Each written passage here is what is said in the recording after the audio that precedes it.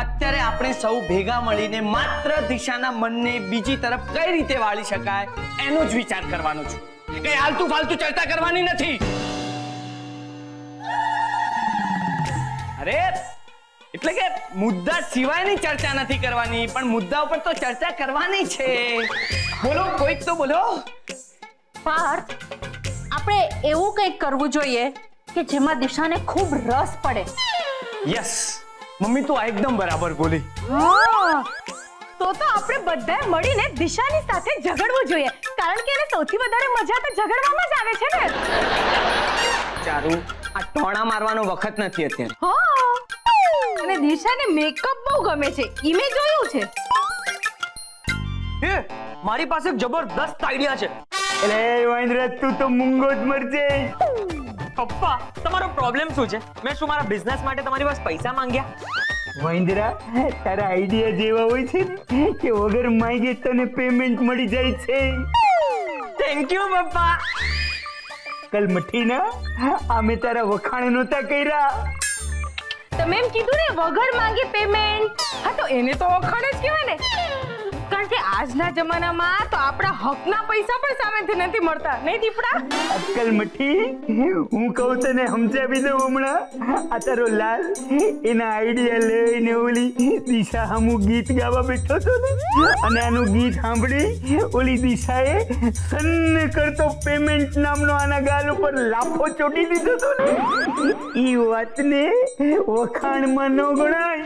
Okay okay okay, ઠીક છે પપ્પાજી. હવે એ સંદીપ, તારો આઈડિયા શું છે એ તો બોલ તું. થેન્ક યુ જીજુ. હા, તો મારો આઈડિયા કંઈક એવો છે કે આપણે દિશા માટે એક નવો બિઝનેસ ચાલુ કરીએ તો. નવા બિઝનેસમાં દિશા એવી ભેરવાઈ જશે ને કે મોબાઈલ માટે એની પાસે સમય જ નહીં રહે.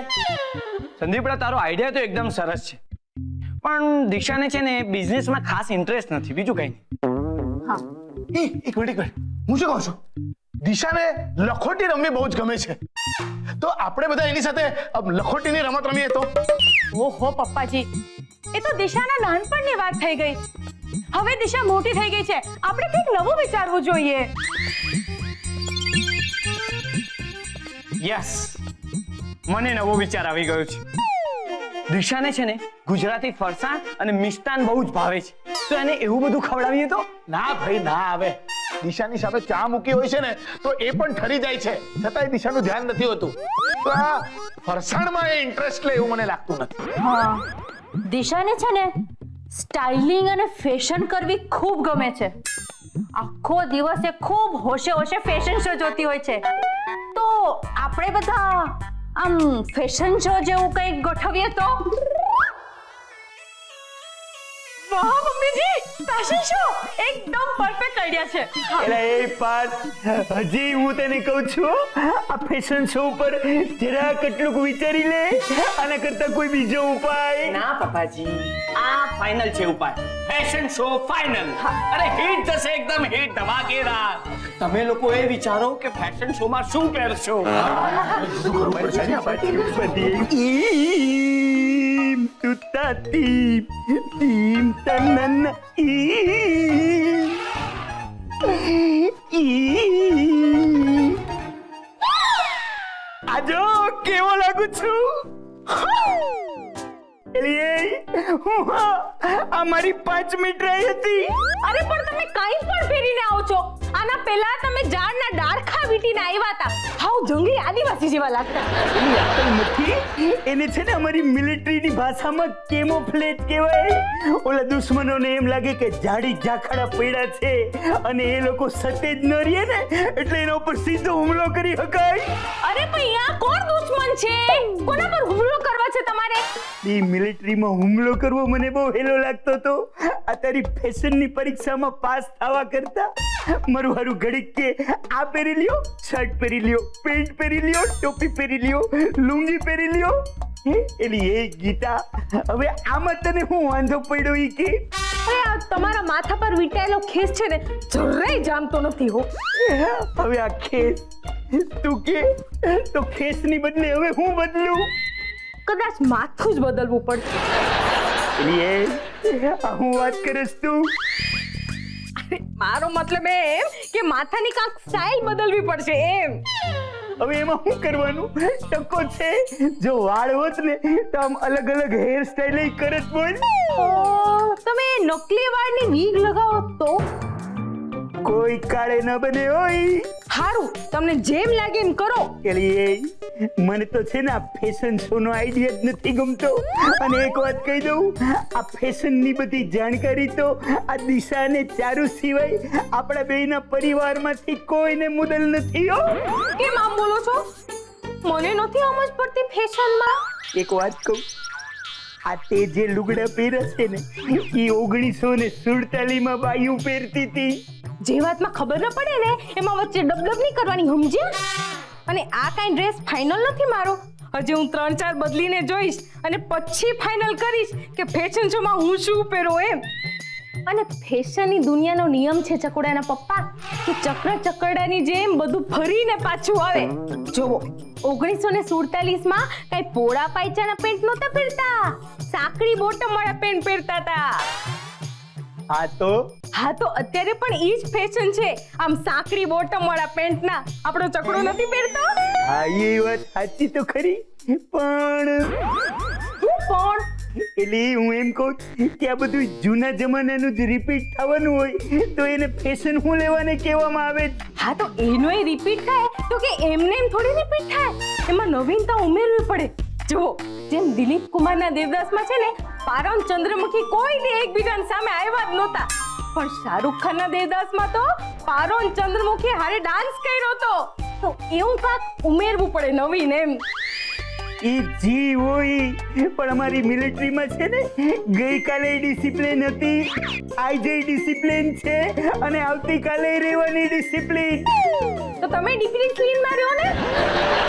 મારો હુકમ છે કે તમે સરસ રીતે તૈયાર થાઓ. ઓકે લો.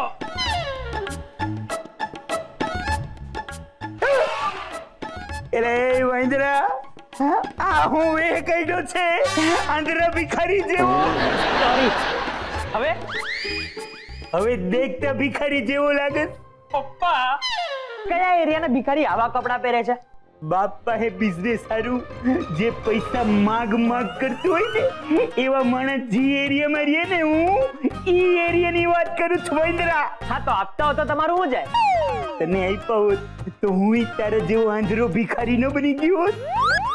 પપ્પા, એ તમે જરાક પર્સનલ વાત કરી રહ્યા છો, એ આપણી અંગત વાત છે ને. બાય ધ વે, આ કપડા છે ને મેં ફેશન શો માટે પહેર્યા છે. ઠીક છે. તો મારો તારા વિશેનો અંગત અભિપ્રાય એ છે વાંદરા કે આ લુગડામાં તું ઓલા હાથ મોજા પહેરેલા હાથ જેવો લાગે. એટલે તમે કેવા શું માંગો છો? તમે મારા વખાણ કર્યા કે ટીકા? ટીકા હોય ને તો એ તને ટીકાની જરૂર છે જ, મારા કાજળના ટીકાની. નહીંતર તને કોકની નજર લાગી જશે ચકુડા. ખરેખર હું એટલો સરસ દેખાઉં છું? હા, તું એટલો રૂપાળો લાગે છે, એકદમ ટોમ ક્રૂઝ જેવો લાગે છે. હવે એવડી આને આવડો આવે એમાં આટલો રૂપાળો લાગે છે એટલે મને લાગે છે કે આ ફેશન શો છે ને ભારે ખતરનાક બનવાનો છે.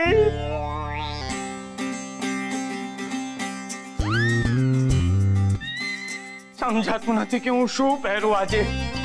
એટલે કે કપડા તો ઘણા બધા સારા છે, પણ ફેશન શો માં પહેરવા લાયક નથી કપડા એક પણ. બધા જ કપડા ફોર્મલ છે. ખબર જ નથી પડતી હું શું કરું. એ ચારુ બોલ ને, હું શું પહેરું આજે? કપડા પહેરશે તો તને શું લાગે હું ઝાડના પાંદડા લપેટવાનો છું? પાંદડા? અરે તારી સાઈઝના પાંદડા નહીં મળે પાર. ચારુ, તારું છે ને મારી વાત પર ધ્યાન જ નથી બિલકુલ. શું થયું? અરે હું તને એમ પૂછું છું કે હું આજે શું પહેરું, કયા કપડા મને શોભશે? તારે જે પહેરવું હોય એ તું પહેરી લે ને, મને શું કામ પૂછે છે? મને મારી જ તૈયારીમાં એટલું મોડું થઈ રહ્યું છે કે મને કઈ સૂઝતું જ નથી અને તું મને અઘરા સવાલો પૂછે છે. એટલે મને કયા કપડા શોભશે એ તારા માટે અઘરો સવાલ છે. તો સહેલો સવાલ છે. ચાલુ, અત્યારે હું તને પૂછી રહ્યો છું. એ જ તો સવાલ સહેલો હોત તો તું મને પૂછત જ નહીં ને. મારે કોઈ મદદ જ નથી કરતું. બાપલિયા, અરે રામ રામ.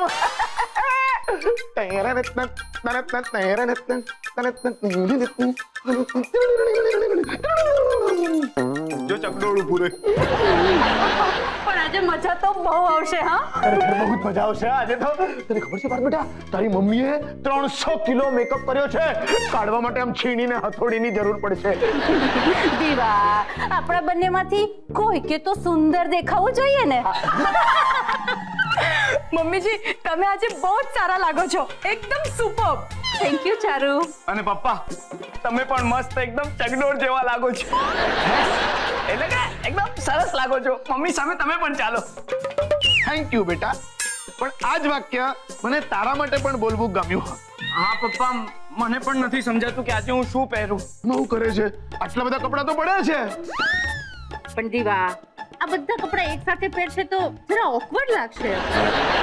એ હા નહીં, હજુ એક સાથે આટલા બધા કપડાં પહેરી પણ નહીં શકાય. અને બધા કપડાં પહેરવાની જરૂર પણ નથી હા. અરે તમે લોકો આ શું બોલી રહ્યા છો? અરે આ બધા કપડામાંથી હું કયા કપડાં પહેરું એ મને નથી સમજાઈ રહ્યું. ચિંતા નહીં કર બેટા, હું છું ને. હા પણ મારા કપડાં તો મારે જ પહેરવા પડશે ને. અવશ્ય, દરેક માણસે પોતાના કપડાં પોતે જ પહેરવા જોઈએ. શ્રી કૃષ્ણ ભગવાને ગીતામાં કહ્યું છે કે વાસાંસી જીર્ણાની યથા વિહાય, અર્થાત મનુષ્ય જેમ વસ્ત્રોનો ત્યાગ કરે છે એવી જ રીતે મન શરીર રૂપી વસ્ત્રોનો ત્યાગ કરી. પાર્થ બેટા, બીજાના કપડા અને બીજાના વિચારો કેટલા દિવસ કામ આવે હા. મમ્મીજી અને પપ્પાજી એકદમ બરાબર કે છે, તો આજ બધા કપડામાંથી કંઈક પહેરી લે ને. બધા પાસે શિખામણ તૈયાર છે, પણ કોઈ મારી મૂંઝવણ નથી સમજતું. પપ્પા મારે કંઈક અલગ લુક જોઈએ છે, એટલે આ બધા કપડામાંથી હું કયા કપડાં પહેરું સમજાતું નથી મને. ચિંતા ન કર વત્સ, અમે બધા મળીને તારા માટે એક અલગ લુક તૈયાર કરીશું. હા, આરામથી. હા. અરે મમ્મી કે તો ખરી શું બતાડવાની છે? અરે બેટા જો તો ખરી, દુનિયામાં મોબાઈલ સિવાય પણ ઘણું બધું છે જોવા માટે. કેવી રીતે જોવું? આંખ પર પટ્ટી બાંધેલી છે. જરા કલ્પના કરતો. હા, પાર્થ અને પપ્પા મિમિક્રી કરવાના છે. ના હવે તો પછી ગીતા આંટી અને અભ્યંકર અંકલનો ઓર્કેસ્ટ્રા? એ તો તે ઓલરેડી જોઈ લીધું. અરે હા, તો પછી તમે બધા નાટકમાં જવાના છો? આમ 20% સાચું, પણ હજી જરા વધારે કલ્પના કર. નહીં મમ્મી, સ્ટોક પૂરો થઈ ગયો. મને આગળ કઈ સૂચતું નથી. કેને શું બતાડવાની છે? ઓકે ઓકે, ચલ ચલ, કઈ વાંધો નહીં. તું બસ જરા હા અહીં આવી જા. Very good. બેસ બેસ, નીચે બેસ. હા. સાંભળ, જ્યારે ગીતા આંટીનો અવાજ સંભળાય એટલે તારે તારી પટ્ટી ખોલવાની છે. Okay okay, ready for surprise? Okay. Yes. Hello hello બધા, હલો. જોબન પુત્ર અને શાસ્ત્રી પરિવાર ફેશન શોમાં આપ સૌનું સ્વાગત કરે છે. પહેલી એન્ટ્રી છે Diwakar Shastri.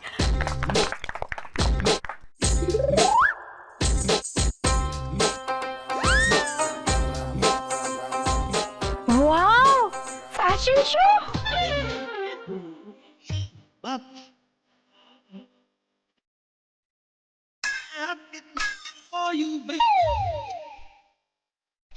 Hi, it's perfect. Talk to me.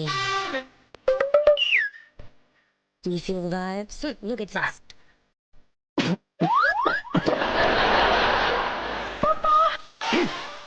બેટા, હું તારા પપ્પા નથી. અહીંયા કોઈ પપ્પા નથી. અત્યારે હું મોડેલ છું. Model I am model. Model and we are models. પહેલા બરાબર ચાલતા શીખો. મેડલ.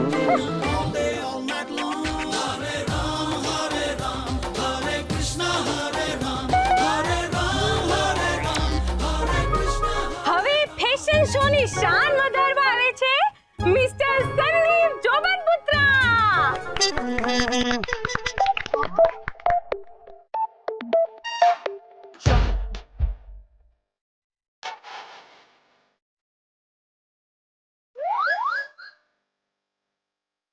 ચાલ ચાલ હવે હવે આવે છે લાલ જલપરી ચારુ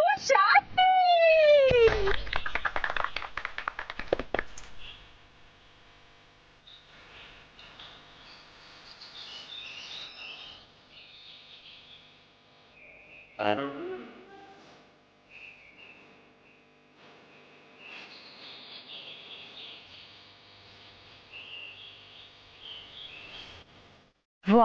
ચારુ,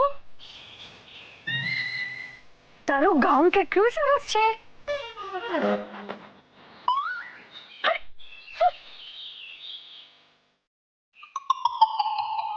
હવે આવે છે હેન્ડસમ મિસ્ટર અભ્યંકર જોમન પુત્ર.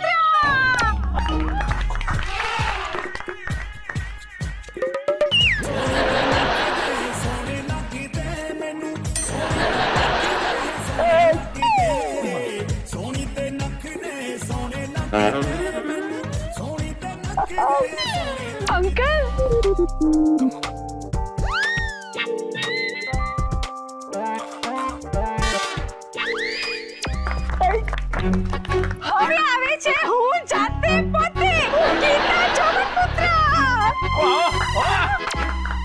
लंदन ठुमकदा टुडू मुंडे दी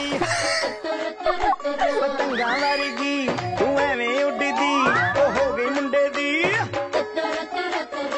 हिलने चलदी टुक टुक तू कर दी मेकअप तू कर दिया अंग्रेजी कर दी हिट तू कर दी जिम में कोई साडी बिग टोरी વાહ આંટી, ક્યા બાત હે. તને ગમ્યું? હાશ તો બસ હો. તને ખબર છે આમ તૈયાર થવામાં 4 કલાક ગયા હતા. બ્યુટી પાર્લરમાં 1500 રૂપિયા આપીને આમ તૈયાર થઈ છું હો. આ સાડી ખબર છે ક્યાંથી લીધી? માંડવીથી. 250 રૂપિયાની મોંઘી માયલી સાડી છે. ખબર છે હું માંડવી ગઈ હતી રિક્ષામાં. ઓ આંટી બસ કરો ને, ચલો ને હવે જાઓ ને, બીજાઓને ચાન્સ આપો. ચલો ચલો. पूरा लंदन ठुमकदा ओ जदों नचे पैण दी पूरा लंदन ठुमकदा. હવે આવે છે મિસિસ વિદ્યા શાસ્ત્રી.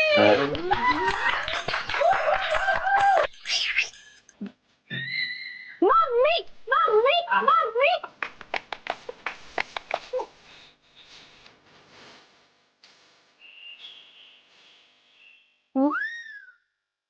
બોલ દિશા, કેવું લાગ્યું surprise? Super mummy, love you. Love you two.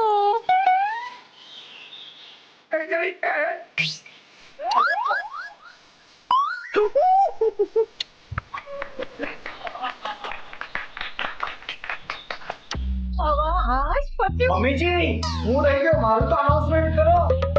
Sorry બચારા Parth Kumar રહી ગયા. આવો આવો. હું આવો અનાઉન્સમેન્ટ કરો. હવે આવે છે પાર્થ કુમાર શાસ્ત્રી.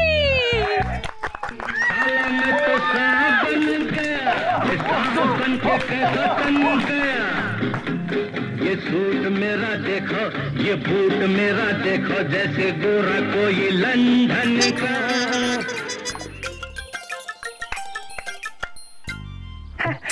પહેલી વાર પહેરી છે ને એટલે. ભાઈ વાવ.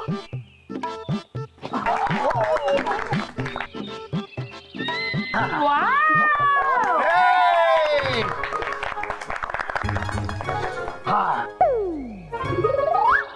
પપ્પા, આ તો હજી ફોનમાં ખોવાયેલી છે. હવે એ બાર બેટા, બીજો કોઈક આઈડિયા વિચાર ને. હા, આઈડિયા. પપ્પા, આપણે કપલ એન્ટ્રી કરીએ. Very good idea. તો દિશા, તારી સમક્ષ રજૂ થાય છે બીજી પેશકશ, કપલ એન્ટ્રી. અને કપલ એન્ટ્રીમાં પહેલું કપલ આવે છે મિસ્ટર એન્ડ મિસિસ જોબન પુત્રા.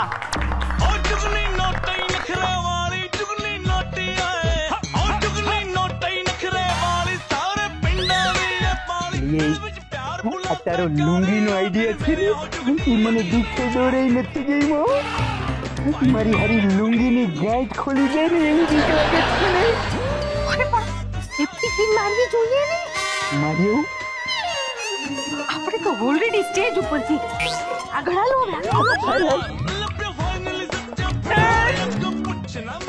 આ તારો ટાંટિયા છે ને મારી લુંગી ખોલી નાખી. બાપા